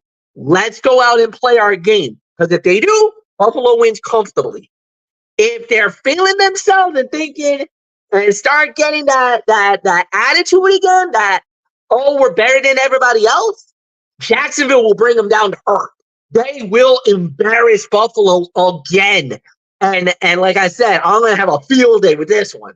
But I do got Buffalo winning, so I'm going with the Bills to win this game. But I am breathing you that heed a warning. They do have the kryptonite, and they are not afraid to use it. Bullock, it's yours. Yeah, I'm going to go with Buffalo to win this one. But yeah, I think Jacksonville's really going to give Buffalo some fits here. So there's really nothing more to say. It's yours, Florio. Jaguars wide receiver Christian Kirk, who has 1,924 yards receiving with the Jaguars since 2022, was targeted just 7 times in 2 games this season. A number that coach Doug Peterson and quarterback Trevor Lawrence said is unacceptable. He has averaged 7 targets a game the last 2 seasons. Trevor Lawrence said, and I quote, "Gotta get him going this week." And I've got a lot of trust and faith that it will get going this week. The Bills will be without starting nickel corner Taron Johnson with a forearm and middle linebacker Terrell Bernard with a pectoral for this game. While the defense played well last week against Miami, even after Bernard went out during the game, how the unit will perform against the Jaguars with a variety of backups will be a solid test. When the teams faced off last season in London, Jags running back Travis Etienne rushed for 136 yards and 2 touchdowns, including a 35-yard rushing touchdown. Etienne, however, has not rushed for more than 52 yards through 2 weeks. How the backup linebacker tandem of Dorian Williams and Balin Spector performs, along with backup nickel corner Cam Lewis, will go a long way on the ground and be something to watch. Since week 13 of last season, the Jacksonville Jaguars are tied with the Carolina Panthers for the worst record in the NFL at 1-7. And 5 of those losses were by 1 score, which means 8 or fewer points. The X factor is Bills wide receiver Khalil Shakir. Shakir leads the Bills with 8 targets, 8 catches, and 96 receiving yards, making him a solid play against a Jaguar defense that has allowed the second most receiving yards to wide receivers this year. With his efficiency and potential for a bigger role, Shakir could make a huge impact. The Jaguars are 13-21-1 against the spread in primetime games since 2000. FPI likes Buffalo in this one, 66% going with Buffalo. Of course, I'm going with Buffalo. You know that. My final score is going to be 30-21. Buffalo defeats Jacksonville. I think they're due to beat them this time around. I really do. And MF, I heard everything you said, and I'm taking it to heart. I mean, yes, and I hope and I pray that Buffalo does not fall into the same trap that it did last year. They smashed Miami, riding high. They were flying high. Then they had to go to London. The turf, that turf at Wembley, that turf damn near killed them. So many of our key players went down, and Jacksonville took full advantage of that. And but this time around, this game's in Buffalo. It's not in London. So thank goodness for that. And the team was very upset when they came back from London last year because of how crappy that turf was at Wembley. And rightly so. But at the end, of course, I'm going with my team to win. And I'll be honest, I would not at all be surprised if Jacksonville stole it. I would not. But considering how great Buffalo did in Miami, and I'm hoping they can keep this thing going, and I'm hoping that JA-17 can continue to do JA-17 things. These last couple of weeks, he's been unfreaking real. And if he keeps playing like this could be the best JA-17 we've seen yet. And if we get the best version of him, here's a team you don't want to see in the tournament. I'll tell you that right now. You don't want to see this team in the tournament. Not this version of them. Nope. So But take it a game at a time, do the job, and remember how they've embarrassed us the last 2 times we played. Hopefully this time we can overcome that kryptonite and get the big win and keep this magical start going. Let's hope so. Final game of the night, the other half of the Monday Night Football doubleheader. Of course, Monday Night Football on ESPN. I did forget to mention Joe Buck, Troy Aikman, and Lisa Salt. Actually, no, that's Chris Fowler's crew. I'm sorry. I mentioned that. Okay. This is where we're getting Joe Buck, though. Very surprising here. The other half of the Monday Night Football doubleheader, 8:15 kickoff on ABC, as it will feature the Washington Commanders squaring off against the Cincinnati Bengals, Paycor Stadium in Cincinnati, formerly Paul Brown Stadium in Cincinnati. That's where you're going to get Joe Buck, Troy Aikman, and Lisa Salters. And, of course, Kevin Harlan and Kurt Warner on Westwood One Radio. There you go, MF. I threw the plug in there for you. And Cincinnati opening up as a 7.5-point favorite. And the series history between these two, it favors the... Just give me 1 second here. It favors... Actually, no, it's tied. It's a tie series, 5-5 with a tie. And that tie was in 2016 in London, 27-all. They last met in 2020 in Washington. Washington won 20-9. Bengals last beat Washington in 2012 in Washington, 38-31. The Bengals last beat Washington at home in 2008, 20-13. And Washington has only won in Cincinnati 1 time, and that was in their Super Bowl year of 1991 at the old Riverfront Stadium. They won 34-27. So with that being said, Michael Bullock, you lead off on our final game of the week, the second half of the Monday Night Football doubleheader, the Washington Commanders and the Cincinnati Bengals. Your thoughts? Yeah, I mean, it's been a tough 0-2 start for the Bengals, but I think this is where they finally get their first win of the year. So I'm gonna go with the Cincinnati Bengals to win it. So it's yours, Florio.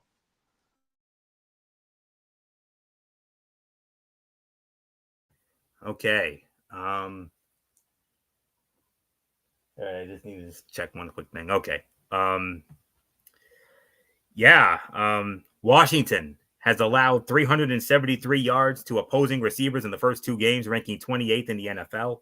The Commanders' corners have struggled to play consistently, and now will have to contend with wide receivers Jamar Chase and possibly T. Higgins. Corner Benjamin St-Juste has played the best at this position, so it's likely he would cover Chase most of the time when in man coverage. One key for Washington is tackling. The Commanders have allowed 6 pass plays for 20 or more yards, although of the 154 yards on those plays, 97 have come after the catch. Cincinnati's banged-up defensive line will have to contend with one of the NFL's best rushing attacks. Washington is 3rd in rushing EPA and 5th in rate of carries that go for 10 or more yards, 18.5%. The Commanders' Brian Robinson Jr., who is coming off a career-high 133 rushing yards in Week 2, is facing a Bengals interior, battling injuries, and forced to sign veteran Lawrence Guy Sr. to provide depth in the middle. This will be the 3rd matchup in Monday Night Football history between Heisman Trophy winning quarterbacks. It will be the first meeting between 2 Heisman quarterbacks from the same college. Jaden Daniels for Washington and Joe Burrow of Cincinnati. They both went to LSU. The X factor, Jamar Chase. The Commanders have given up the most fantasy points to wide receivers, and Chase is sitting at just 11 targets and 20 fantasy points heading into Week 3. The connection between Chase and Burrow is undeniable, and this matchup is perfect to reignite that spark. Bengals are desperate to avoid falling to 0-3, and getting the ball to their top playmakers is key. In regular season games, when Chase has had 9 or more targets with Burrow under center, he has averaged 25 fantasy points. Burrow is 4-0 outright and 3-1 against the spread on Monday Night Football, all 4 games under the total. FPI like Cincinnati, 64% going with Cincinnati. I'm going with Cincinnati in this one as well. I'm gonna go 28-21 Washington, Cincinnati rather. 28-21 Cincinnati squeaks by Washington on Monday night. Nothing left to say except take us home, MF. Yeah, I'm totally in agreement here. I think Cincinnati will get their first win of the season. Washington, I mean, good performance so far, but I kind of feel like Cincinnati's got to wake up at some point in the season. They got to wake up here, and I think Burrow's going to do it. I got Washington. I got Cincinnati winning it. Anthony, let's call it a night. All righty. And with that, that will put the bow on this week 3 edition of TXN Sports World NFL Friday. We want to thank you all so very much for tuning in as always. We'll be back with you again tomorrow night. I believe it's 10:30 over on MF's channel, Brace Fan 95. It is indeed 10:30, yes. And MF, while you're here, hit us with the docket for tomorrow night for the Cerebral Smack Talk. All right, and we're going to start it off with SmackDown Live as we normally would do. It will be with all of us together, and then after that, I will be doing a special Mikey's Mindset as I'll be doing AEW Collision, and we will be doing a quick thought on MLW. I think there was a show tonight, so I'll cover that as well. Like we said, it's going to start at 10:30, and we will see you all tomorrow night. Anthony, it's yours. All right, MF, looking forward to it. So with that, that'll be tomorrow night. And then Monday night, we do it all again. Ridiculously Raw, Monday Night Raw, right back here on the Tone 25. And the return of my traditional Tony's Take, TNA Impact and NXT Level Up. Wednesday night, we got Wednesday Night Madness with MF over on Braceman 95. The final NXT on USA Network before the big move to the CW the following week. Of course, we also have AEW Dynamite. And we will also preview Thursday Night Football on Amazon Prime Video. The Dallas Cowboys squaring off against the New York Giants. And then Thursday night, we have the Week 5 edition of TXN Sports World College Football Thursday, headlined by the early game of the year, Georgia and Alabama, next Saturday night. Whoa. Okay. We're going to have a lot to say about that one. And then 1 week from tonight, we have another edition of NFL Friday. We'll recap the Cowboys and the Giants. Notable games next week that we'll be covering: the New Orleans Saints against the Atlanta Falcons, the Jacksonville Jaguars and the Houston Texans, the Pittsburgh Steelers and the Indianapolis Colts, the Philadelphia Eagles and the Tampa Bay Buccaneers, the Kansas City Chiefs and the Los Angeles Chargers. And how about a very sexy and tasty Sunday night matchup? My Buffalo Bills against the Baltimore Ravens. Whoa. And we also have another Monday Night Football doubleheader.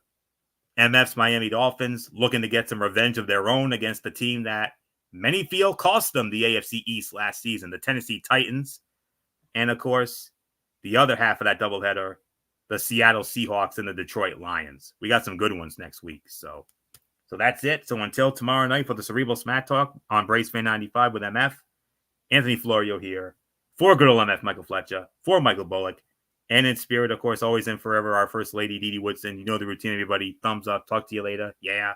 Throw it up Fortune Force style. Bye for now, my friends. God bless. Be good to each other.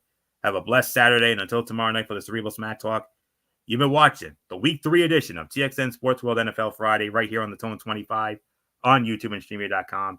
For everybody who has been a part of this one, for now, Anthony Florio, so long, and bye, everybody, bye.